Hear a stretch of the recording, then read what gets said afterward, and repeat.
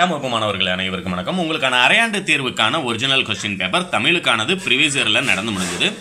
இந்த ஆஃப்லி எக்ஸாமில் நீங்கள் எந்த டிஸ்ட்ரிக்டாக இருந்தாலும் உங்களுக்கு இன்னும் 4 டேஸில் எக்ஸாம் ஸ்டார்ட் ஆக போகுது. ஒருவேளை நீங்கள் வீடியோ பார்க்குறது நாளைக்கு எக்ஸாம் இன்னைக்கு பார்க்குறீங்க அப்படின்னம்னாலும் எந்தெந்த கேள்விகள் படிச்சிருந்தா இதில் இருக்கக்கூடிய கேள்விகள் மட்டும் போதுமா அப்படின்னம்னா நெடுவினா சிறுவினாவை பொறுத்த வரைக்கும் 100% இதில் இருக்கக்கூடிய கேள்விகள் போதுமானது. 2 மார்க் கொஸ்டின்லையும் பார்த்தீங்க அப்படின்னம்னா நீங்கள் 6 2 மார்க் அட்டன் பண்ணணும் அப்படின்னம்னா ஏன் 6 வினாக்களுக்கு விடை தருகன்னு கொடுத்துருக்காங்க. நம்ம அப்டேட் பண்ணக்கூடியது எல்லாமே பார்த்தீங்க அப்படின்னம்னா செலக்டட் கொஸ்டின்ஸ், அதாவது இம்பார்ட்டன்ட் கொஸ்டின் தனியாக படிக்காமல் இந்த கொஸ்டின் பேப்பரை மட்டும் படித்தாலே எக்ஸாமில் ஃபுல் மார்க் ஸ்கோர் பண்ணலாம் அப்படிங்கிற மாதிரி இருக்கக்கூடிய செலக்டட் கொஸ்டின் மட்டும் தான் அப்டேட் பண்ணுறேன். அதனால் இதில் இருக்கக்கூடிய 2 மார்க் 4 மார்க்கே உங்களுக்கு 100% போதுமானது. ஏனும் 6 வினாக்களுக்கு மட்டும் விடை தருகன்னு 2 மார்க் ஸ்டார்ட் பண்ணுறாங்க.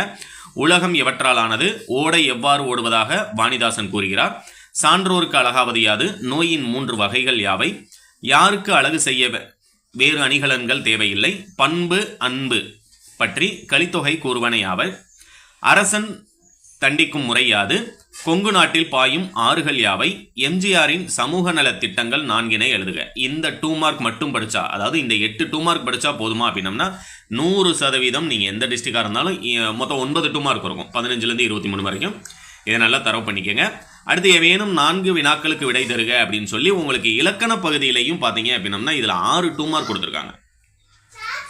வினைமுற்று என்றால் என்ன, எச்சம் என்றால் என்ன, அதன் வகைகள் யாவை, தொகைநிலை தொடர்கள் எத்தனை வகைப்படும் அவை யாவை. இப்போ எக்ஸாம்பிளுக்கு பார்த்தீங்கன்னா தொகைநிலை தொடர்கள் 6 வகைப்படும் அப்படின்னு சொல்லி அந்த 6 வகைகள் எழுதுறீங்க இல்லையா, இதெல்லாம் பார்த்தீங்கன்னா மற்ற டிஸ்ட்ரிக்டில் 3 மார்க் கொஸ்டினில் கேட்கக்கூடியது. அதனால் அதெல்லாம் நல்லா தரவு பண்ணிக்கோங்க.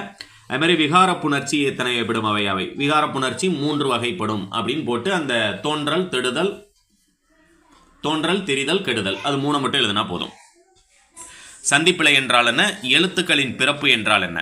அடுத்தது பார்த்தீங்க அப்படின்னா உங்களுக்கு செய்யல கற்றோர்க்கு கல்வி என தொடங்கும். ஒருவேளை உங்களுக்கு இமேஜ் கொஞ்சம் பிளர்ராக இருக்குது அப்படின்னம்னா பிடிஎஃப் லிங்க் டிஸ்கிரிப்ஷன்லேயும் ஃபஸ்ட்டு கமெண்ட்லேயும் கொடுத்துருக்கேன், நீங்கள் டவுன்லோட் பண்ணிக்கலாம். ஃபஸ்ட்டு இதில் எதெல்லாம் எக்ஸாமில் வரும் அப்படிங்கிறத ஒரு தடவை சொல்கிறேன், அப்படி ஒரு தடவை பார்த்துக்கோங்க. அடுத்தது பார்த்தீங்கன்னா சிறுவினா முடிஞ்சதுக்கப்புறமா 6 மார்க் கொஸ்டின் 8 மார்க் கொஸ்டினை பொறுத்த வரைக்கும் 100% இது உங்களுக்கு போதுமானது. உளவு தொழில் சிறக்க இன்றியமையாதவனவாக நீங்கள் கருதுவன யாவை, எம்ஜிஆரின் பண்பு நலன்கள் யாவை. அடுத்து நோயின்றி வாழ நாம் என்னென்ன வழிகளை கையாளலாம், காப்பிய கல்வி குறித்து திருவிக்கா கூறும் செய்திகளை தொகுத்து எழுதுக. இதில் உளவு தொழில் சிறக்க இன்றியமையாத, எம்ஜிஆரின் பண்பு நலன்கள், நோயின்றி வாழ நாம் என்னென்ன வழிகளை கையாளலாம். இந்த 3 கேள்வியே போதும் நீங்கள் எந்த டிஸ்ட்ரிக்டாக இருந்தாலும். அடுத்தது பார்த்தீங்க அப்படின்னா எவையேனும் ஒன்றனுக்கு 8 மார்க் கொஸ்டினில் அறிவுசால் ஔவையார் என்ற நாடகத்தை சிறுகதை வடிவில் சுருக்கமாக எழுதுக.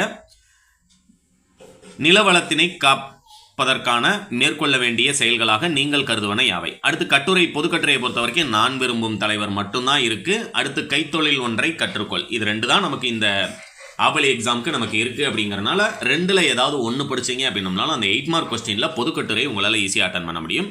கடிதத்தை பொறுத்த வரைக்கும் இருப்பிட சான்று வேண்டி வட்டாட்சியருக்கு கடிதம், அது ஒன்றே போதுமானது. ஆனால் விளையாட்டு போட்டியில் வெற்றி பெற்ற உங்கள் நண்பனை பாராட்டி கடிதம் எழுதுக, இதையும் சேர்த்து படிச்சுக்கோங்க.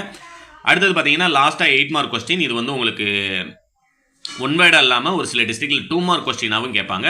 இது எல்லாமே எந்தெந்த பேஜில் இருக்குது அப்படிங்கிறது டவுன்லோட் பண்ணி படிச்சிங்க அப்படின்னம்னா 100% உங்களுடைய எக்ஸாமில் தமிழில் நீங்கள் நல்ல மார்க்கே ஸ்கோர் பண்ணலாம்.